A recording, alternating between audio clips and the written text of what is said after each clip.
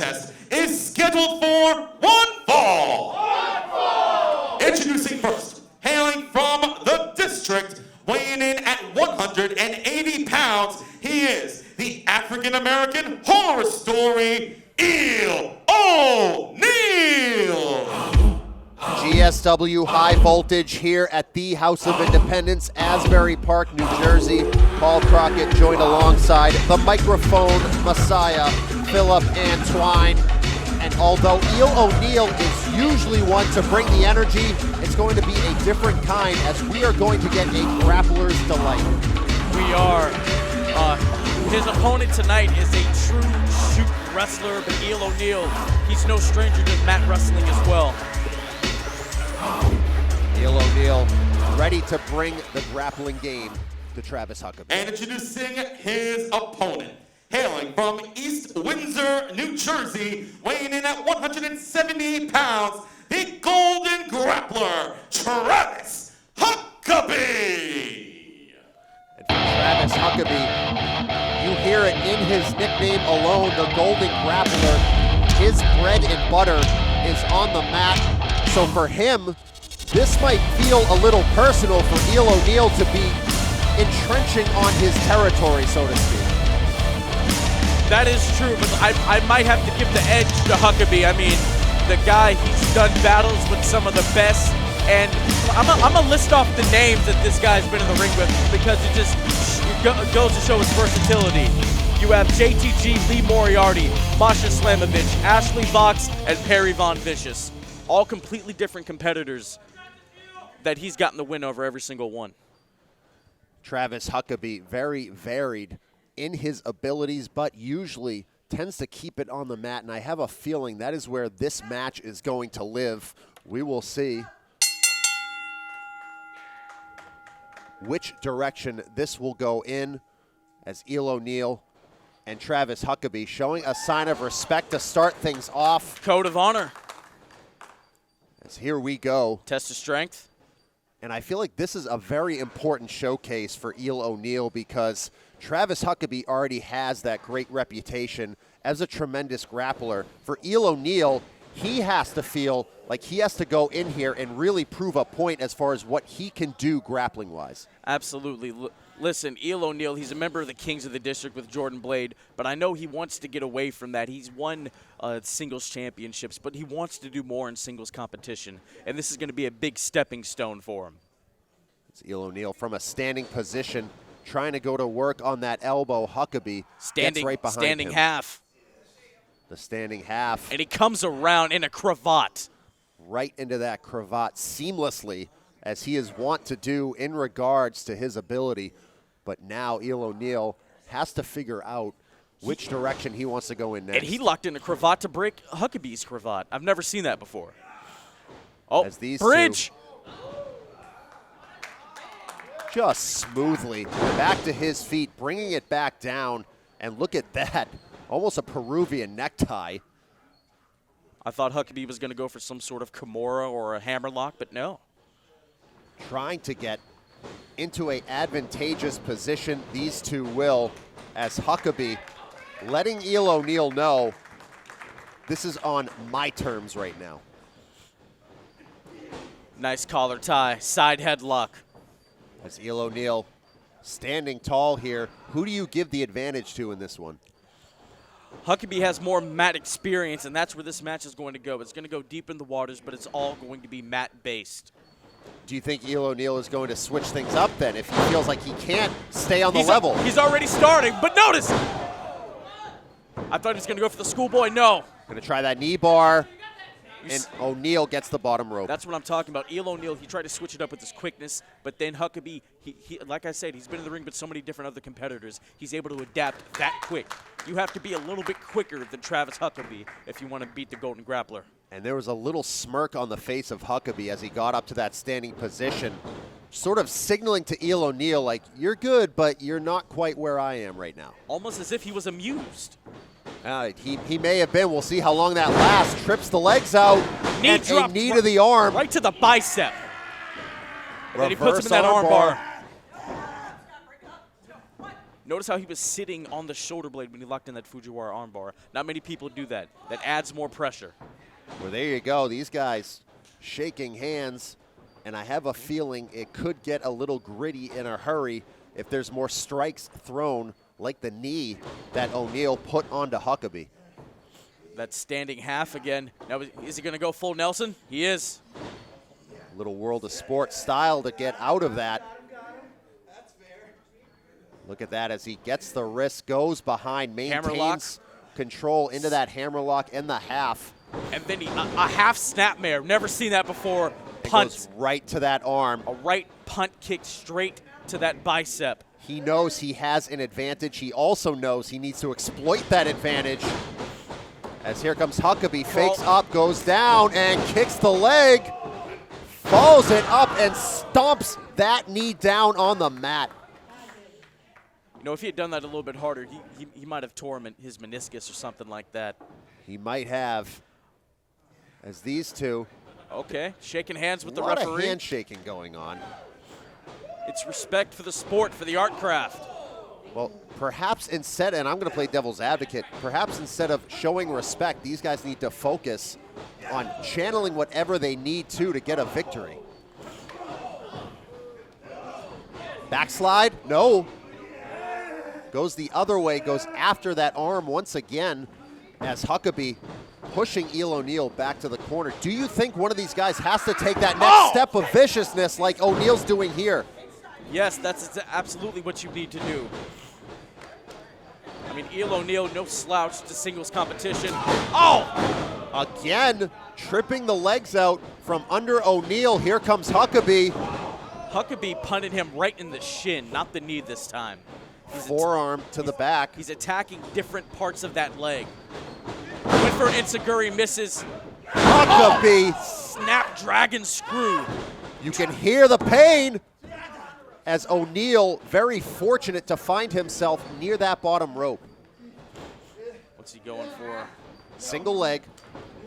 Gonna try that crab perhaps. O'Neal sensing the imminent danger, kicking on that right arm, but Huckabee slams down with the forearm, and this is the viciousness I think he needs to put this match away.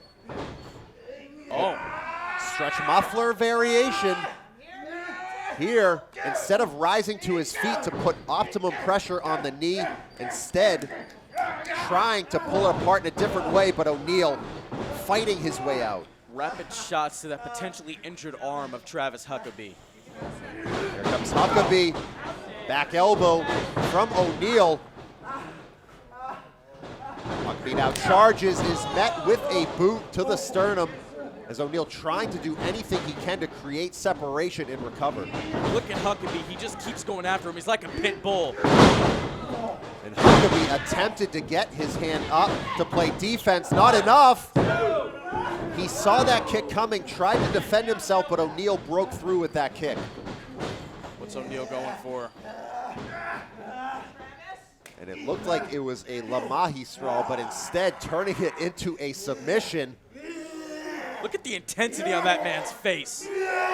Gripping the wrist while holding on to the right arm of Huckabee with his leg so that Huckabee cannot play defense with it. This has gone far past a friendly contest. These men want to hurt each other now. Got that knee. That ankle might hyperextend it. Achilles lock attempt here as Eel O'Neal able to push Huckabee away. He's gonna go for it here. Gonna try an armbar or no. Oh, back to that stretch muffler variation from Huckabee as he's now going to try to stand to his feet to put all that pressure on it. I believe he went for a different leg in that stretch muffler. But Huckabee's arm is really in a lot of pain here after what O'Neal has done to it. O'Neal on one leg himself. There's a headbutt. Tries to strike, but palm strikes from O'Neal. Mongolian clap. Went for that big roundhouse kick, misses. Schoolboy. Goes through. Nope, stretch O'Neal, muffler no, stretch again. muffler, and now he's on his feet. It's deep. Oh boy. And he taps. what an absolute clinic. Here is your winner, Travis Huckabee. Huckabee just had a little too much in his arsenal and put Neil O'Neill away, but like I said, an absolute clinic. For the majority of Huckabee's career, he puts people away with that bridging butterfly suplex. But don't get it twisted. When he locks somebody in a submission hold like that, they have to tap. There's no other choice. And that was as pure as it gets without having pure rules. These two showed exactly what professional wrestling can be like when you take it to the mat and show a little bit of aggression.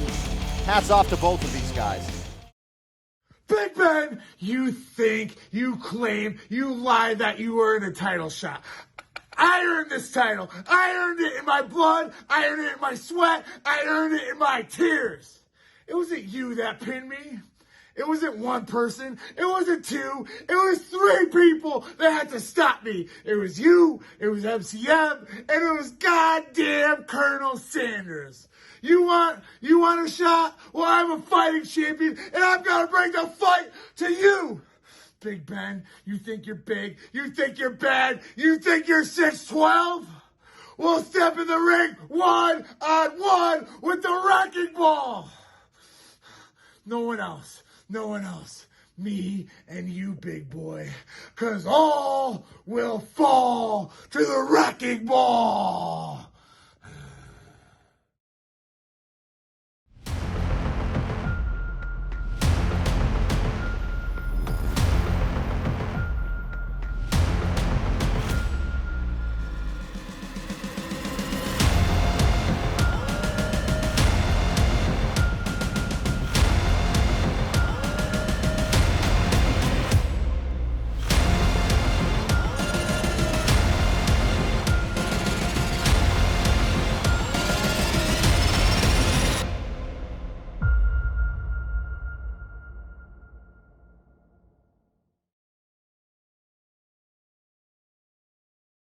Following contest is scheduled for one fall. And it will be contested under pure rules. Introducing first, fighting out of the mongrel Brazilian Jiu-Jitsu in Richmond, Virginia, she is the daddy of the district, Jordan Blade. GSW High Voltage, Paul Crockett joined alongside the microphone messiah, Philip Antwine, and Pure Rules has made its way to GSW High Voltage, and I can't think of a more fitting competitor to bring Pure Rules to GSW than Jordan Blade. Absolutely. I mean, Jordan Blade, she has a gold medal in powerlifting and Brazilian Jiu-Jitsu. She's as tough as they come. And this Pure Rules contest is going to be an absolute amazing match. This one is going to be very, very interesting, given her background and the background of her opponent. Introducing her opponent, hailing from the Ocean State, she is the Real Catch, Ashley Vox. Ashley Vox joining us from Providence, Rhode Island area, but she has been up and down the East Coast, representing big promotions like Limitless Beyond, spending time in Impact Wrestling and AEW Dark. So Ashley Vox coming in here with a very impressive professional wrestling background. How will that translate against the more mat-based practitioner like Jordan Blade? I don't know, man. Ashley Vox, she can wrestle on the mat as well. You notice our ring announcer, Ryan Peterson, said real catch, Ashley Vox. Real catch is the finishing maneuver of Ashley Vox. She gets that fish hook right there. She gets that arm wrench, and it's basically over for her opponent. Yeah, she is a veteran at this point. I mean, it's very weird to see that even at such a young age, she's turning into a veteran on her own right, but the code of honor, if you will, upheld here. And won't you go ahead and break down our Pure Rules for us? So, Pure Rules, each wrestler has 3 rope breaks to stop a submission or a pinfall during the match. A wrestler exhausts, after a wrestler exhausts his or her rope breaks or submissions and pinfall attempts under the ropes by the opponent are considered legal. And then there are no closed fists, there are no closed fist punches allowed. And then there's also a 20 count. That's right. Yeah, so on I mean, the outside, instead of your traditional 10 count. Absolutely. Right. So they're going kind of the Japanese style with the count out. So I mean, it's going to be something interesting. And look, Blade's already at work. Yeah, rear naked. Go for that rear naked, but there's a rope break right away. She only has 2 left. Yeah, so now Ashley Vox only has 2 rope breaks remaining, and whether that was by design or whether Jordan Blade just happened to get that reaction from Ashley Vox, it didn't seem like Vox had a second thought. It's almost as if she forgot for a second that she was in a Pure Rules match, or maybe she was just terrified that she was about to get choked out. That could be that. She has that arm. Oh. And there's the second one already, and look at the smile on Jordan Blade's face. She knows that Ashley Vox only has 1 rope break left, and if she exhausts that last one, it is going to be very, very short work. Look, Jordan Blade. Jordan Blade, like I said, she has a gold medal in Brazilian Jiu-Jitsu. That increases the mat awareness. So she's even more lethal now, more than ever. And Ashley Vox, she has to make sure to stay away from the ropes at this point, because if she exhausts that 3rd rope break, she could get tied up in the ropes, and it's not going to matter. The hold will not be broken. Notice that sit-out switch, the go-behind. She had a seatbelt locked in. And Jordan Blade is making very, very quick work so far here, Vox. Notice how she's not locking her hands. She's sticking to the traditional amateur wrestling style. Locking hands when you're standing, not locking hands when you're on the ground. She went for a drop toe hold, takes her down. Drop toe hold, got enough of it to bring Jordan Blade to the mat.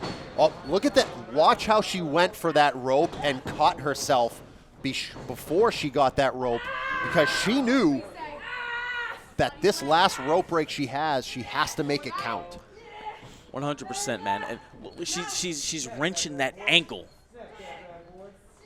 And now instead of rolling toward the rope, she has to figure out a creative way to turn around, and she did, as now Vox going to try for a submission of her own, but Blade smoothly out of danger. As the match progresses, I believe Blade is going to really just keep wrenching and hyperextending that ankle. They don't call her the ankle breaker for nothing. No, absolutely. You are correct about another rear that naked. One. But this is why she is so dangerous. She's trying to bridge over to get a pinfall. She was unsuccessful. She is the ankle breaker, but she could choke you out. She could take that wrist, the arm, whatever direction she wishes to go in. It seems like she's having a lot of fun in there. Hold on. Did you see the look on her face? It really seems like she's enjoying herself. She is. But notice the kind of she got caught off guard when Vox was able to get that close 2 count. Off the ropes. Vox to her feet. Misdirection. Tried. Maybe a monkey flip there. No. More misdirection. And a Big drop drop kick kick from Vox. And she is back in this one. Just like that, she has to try to find a way to keep the heat on Blade and make sure that she puts her down. I mean, Vox, she's used to this kind of style. She's been in the ring with Daniel Garcia. Right. Oh! Spinning neck breaker. She may have caught the side of her own face. Makes a cover, only gets a 1. And remember, Ashley Vox still only has 1 rope break remaining. Jordan Blade has all 3. Calling for that hook. Calling for that fish hook. There it is. Has it in. Reeling her in. Oh, no, does not have it fully in quite yet. Still going for it. Blade needs that rope. Clobbers her in the back. Clobbers her in the back. Now palm strikes. Raining down those palm strikes. Remember, no closed fists allowed here. Excuse me, fists. As Jordan Blade standing tall here over Ashley Vox in our Pure Rules match on GSW High Voltage. You know, not being able to punch makes this actually nastier. Yeah. I mean, elbows, forearms, just open hand, palm strikes to the face. Gut wrench. Look at how she is just toying with her. Taking a lap. gut wrench, suplex, and a beauty from Blade. Notice the smile before she released. She's just having fun. Hooks the leg. Vox gets the shoulder up. And is there anything you think Vox could do here to try to get back into this one? Because frankly, it has been overwhelming so far. I don't know, man. I mean, I guess the real catch, I guess that's if she can really just lock it in and get her all the way down flat on the mat. Maybe that's the one thing that she can do. Sweeps the legs out, does Jordan Blade. Stomping the hamstring. The hamstring And a leg thigh. Leg DDT. Right on the ankle. And might have disconnected something. Really went at the ligaments. Shoulder up from Vox. I thought she was going to kick over and get that last rope break. She might have thought about it. Maybe she just wasn't able to, as full body force across that leg and that knee. And despite the fact that she is wearing a knee pad, that sort of weight and force is just going to go right through it. Blade she's so smart, she's so technically sound. She's working on that one leg, but she's attacking multiple parts. The ankle, the foot, the knee, the hamstring, the quad. Yeah, really picking everything apart there. Just throws her full body weight on her. Yeah, just any time Ashley Vox starts to stir, it's like Jordan Blade smells blood. On the suplex, holds on. And look at that bridge, showing some real neck strength and some core strength here from Ashley Vox.